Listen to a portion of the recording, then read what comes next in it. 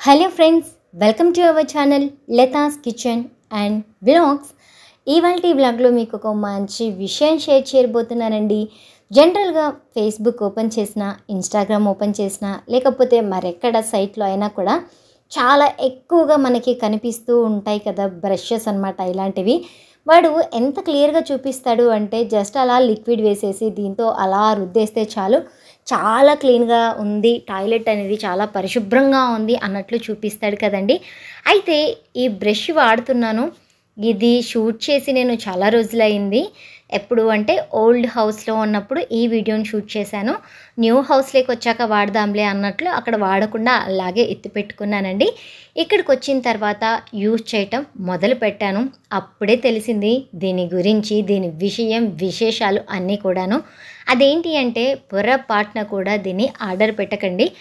ఒక్కటి 200 రూపీస్, రెండు కలిపి 400 రూపీస్. అదేదో దిక్కుమాలిన సైట్లో పెట్టాడు మా ఆయన. ఏ ఫ్లిప్కార్టో మీషోనో అయితే కనీసం రిటర్న్ ఆప్షన్ అన్నా ఉండేది.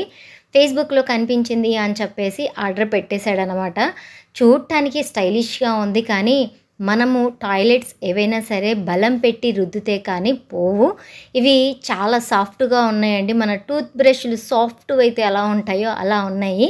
అండ్ గ్రిప్ కూడా సరిగ్గా లేదండి. కడిగేటప్పుడు అసలు గ్రిప్పే ఉండట్లేదు. సో నాకు తెలిసి నేను ఎక్స్పీరియన్స్ చేసింది ఏంటి అంటే ఇది నాకు పరమ వేస్ట్. 400 తీసుకెళ్ళి ఆ టాయిలెట్లో పడేసినట్లే అన్నట్టు అనిపించింది. నాకు ఇది ఏ రకంగానూ యూజ్ అవ్వలేదు.